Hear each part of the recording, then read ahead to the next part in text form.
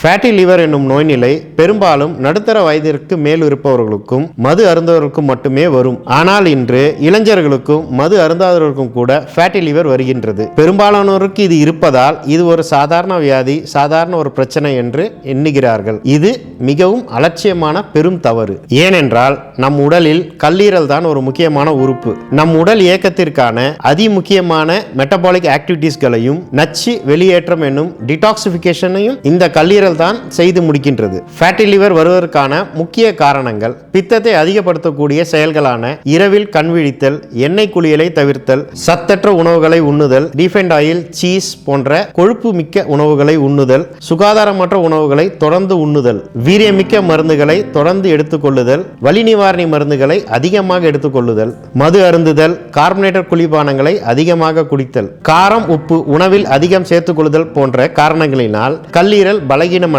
அதன் செயல்பாடுகளை குறைக்க ஆரம்பிக்கும். இதைத் தொடர்ந்து லிவர் டிஷ்யூக்களில் கொழுப்புகள் சேர்ந்து கல்லீரலை ஃபேட்டி லிவர் ஸ்டேஜுக்கு மாற்ற ஆரம்பிக்கும். இதன் அறிகுறிகள் ஆரம்பத்தில் பிளாட்டிங் மற்றும் இன்டைஜஷன் இருக்கும். வாயில் ஒரு கசப்பு சுவை, உணவில் வெறுப்பு, உடல் சோறு, ஓவர் வெயிட் கெயின், தோலில் அரிப்பு ஆகிய குறிகுணங்கள் தோன்றும். கல்லீரலில் இன்ஃப்ளமேட்டரி ரியாக்ஷன் மற்றும் தாக்கம் ஏற்படும் போது வலது வயிற்று பகுதியில் வலி ஏற்படும். இந்த சமயத்தில் அலட்சியமாக இருக்காமல் மருத்துவ ஆலோசனை பெற வேண்டும். இது போன்ற நிலையில் எளிதில் செரிக்கக்கூடிய கஞ்சி உணவுகளையும் பிஞ்சு காய்கறி மட்டுமே சமைத்து சாப்பிட வேண்டும். சீரக வெந்நீர் நாள் முழுவதும் பருக வேண்டும். ஆயிலி ஃபுட், வெண்ணெய், சீஸ் போன்ற கொழுப்பு பொருட்களை கண்டிப்பாக தவிர்க்க வேண்டும். இயற்கை உணவில் கவனம் செலுத்தினாலே கல்லீரல் தன்னைத்தானே புதுப்பித்துக் கொள்ளும். மஞ்சள் கரிசாலை கீரை, பொன்னாங்கண்ணி கீரை இவைகளை மதிய உணவில் சேர்த்துக் கொள்ளலாம். இஞ்சி, பூண்டு, புதினா, கொத்தமல்லி, கருவேப்பிலை இவைகளை துவையல் போல் செய்து தினமும் உணவில் சேர்த்துக் கொண்டால் கல்லீரல் அதன் செயல்பாடுகளை அதிகரித்துக் கொள்ளும். மருத்துவரின் ஆலோசனைப்படி கீழாநெல்லி கற்கத்தை